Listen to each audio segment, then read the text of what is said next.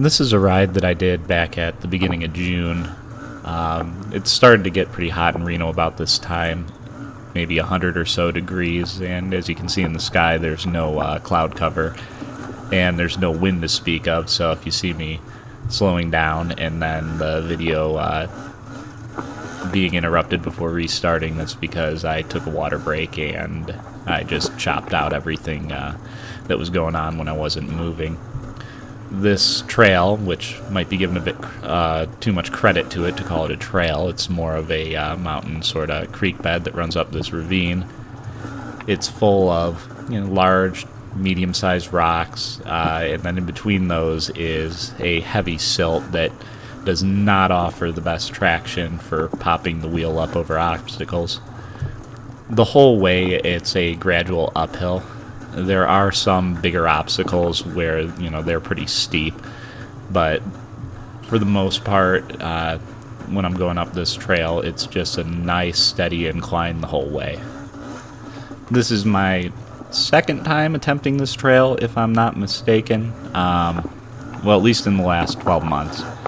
I spent most of the spring on easier things, just sort of getting back into dirt biking shape and regaining some confidence and things on the bike. I hadn't ridden much in the last year because my final year of working, I had so much call that it was basically impossible for me to ride.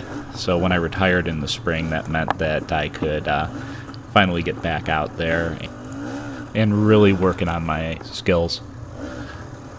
This trail, attempting it in June, is not ideal because of the heat. It's very physically demanding, but I just was not ready for it before this time.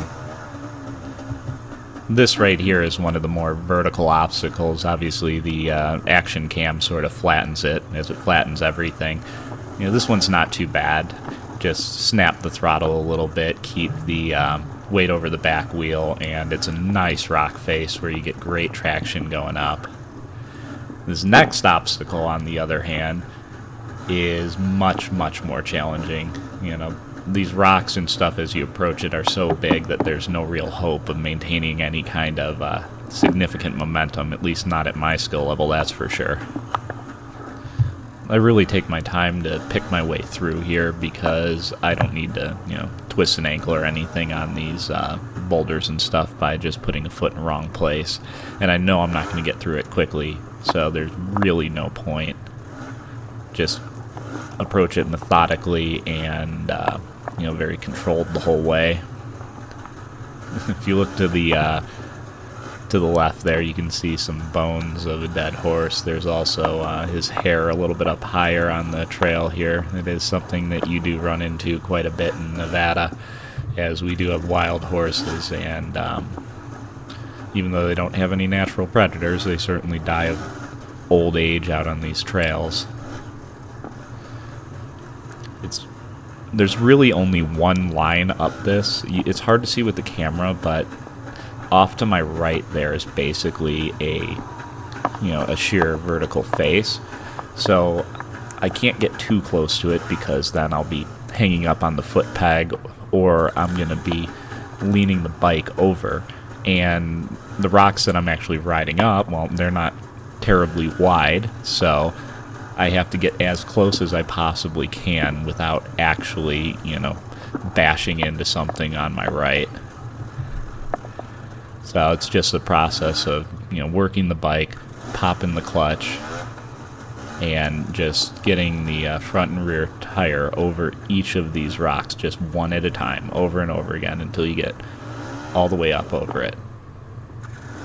And my bike right now, it really needs to have the carb cleaned. That's why it keeps cutting out there. It's just not idling right on the bottom. So, that's just me being lazy. I've got no excuse for that. I haven't felt like pulling it out from under the bike and cleaning it. I will do that when I do the full top and bottom end rebuild, which, I might be doing in the next couple weeks here. So, it's due for it, that's for sure.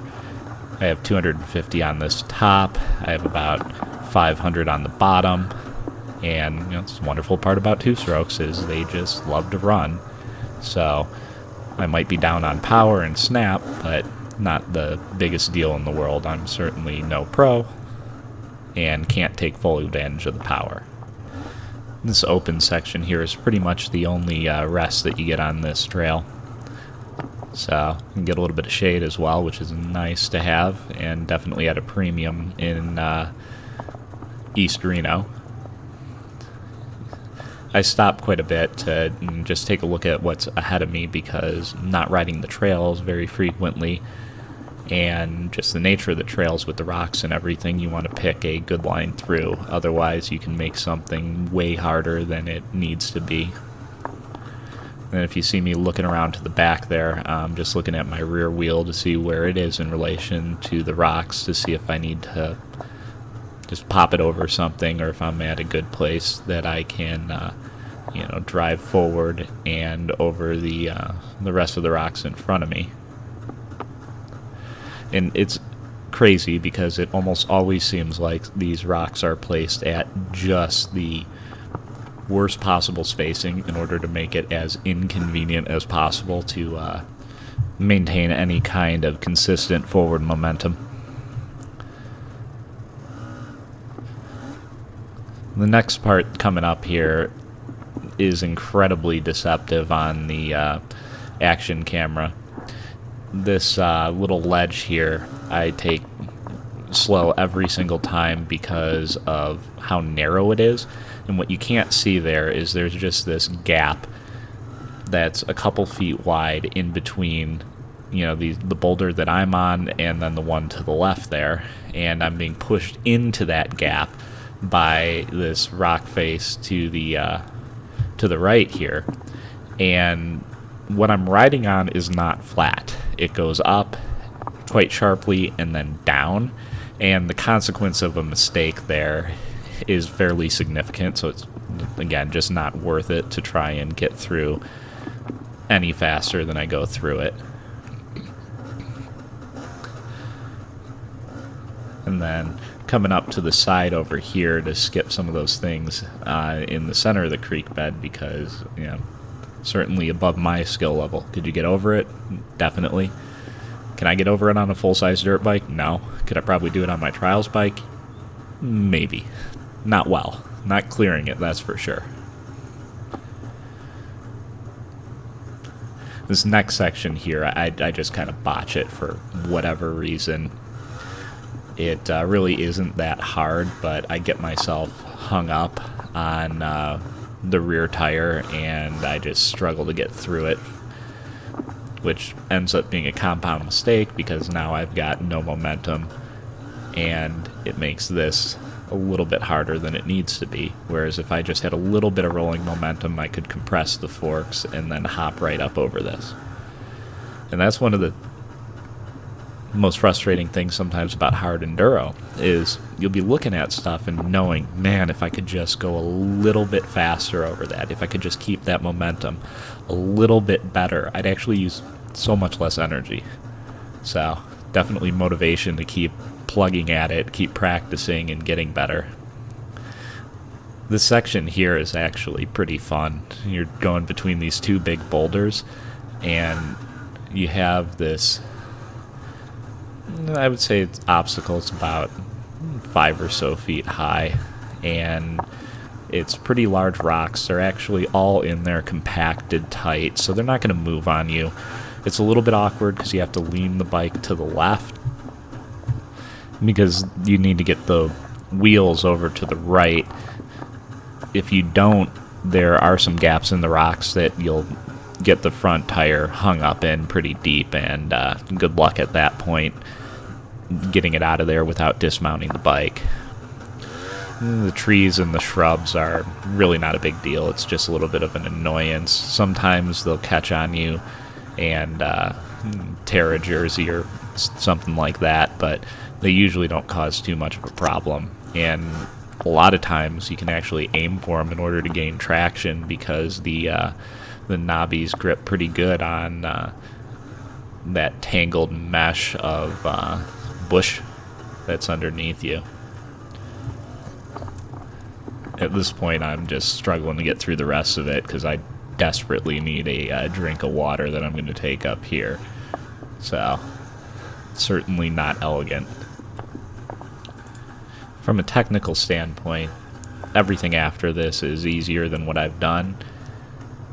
Although I probably make this last part look harder simply because I'm not in great riding shape and I've run out of energy, and at that point, the mistakes and stuff really compound each other. And you can see that the rocks have gotten a little bit smaller. There's more space in between them. What I really just need to do is get over past this onto this silt and then use this opportunity to get some momentum and maintain it through this next section here. But that is great in theory, but when you're tired, it all just becomes way more difficult.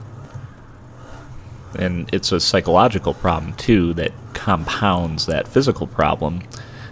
You end up overthinking your lines, stopping too much to look for better lines when you would just be best off going with your first thought through a section, and because that's probably right, but when you get tired, you're always looking for an easier way out. I think I hung up my rear on something pretty significant there. And then stalled the bike, of course. And you can hear me get a little bit frustrated here as I'm rev dropping it probably a little bit more than is necessary to get over that obstacle, but frustration definitely comes through sometimes in the application of the throttle, which is bad, especially in technical terrain, because you can end up digging a hole in the silt, which is going to compound any issue you have of being stuck and not able to get your front wheel snapped up and over what's in front of you. Although it didn't really cause me much of a problem, so that's good. This last section here, after I get off the bike, I walk the rest of the trail because I couldn't see where to go. So if you're wondering why there's a backpack at the very end of the trail, it's because I already went through there and checked out the section before I attempted it. You can definitely get yourself into a place out here where forward progress is impossible, and getting the bike turned around so that you can backtrack and then pick a different line is exceptionally difficult. So if you're unsure of where you're going, it's always wise to just get off the bike, walk the trail, and make the right line choice rather than paying for it. And it's a good thing that I did that too, because I was not going to be able to stay in the bottom of the creek bed. I ended up needing to take the line to the right here, up and around some of these bushes and things that had fallen into the bottom of the ravine there, just making it overall impassable, or at least not with my commitment level to not completely tearing up my jersey and my riding pants, because the thorns are not pleasant.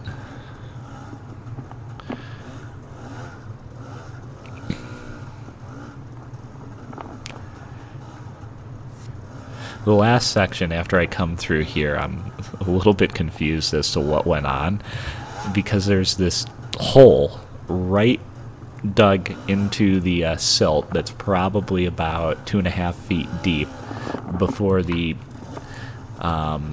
entrance to this last section here. So I have no idea what would have done that. It makes no sense. There's nothing in the bottom there. There's no tire tracks to indicate somebody had come through on a dirt bike or something like that and just done it with their rear wheel, but it's a 2.5-foot hole in silt directly in the way of entering the final section, which is always convenient. And even though I end the trail right up here, it does keep going. You'll see just to the right of where my backpack is, there's a sort of a couple small rocks that it looks like you can hop the front wheel up on and then continue. And that definitely is possible. I've done it in the past, but there has been some more erosion on the bottom of the creek bed, and it's definitely a lot more challenging to make that step up than it was a year or two ago, that's for sure.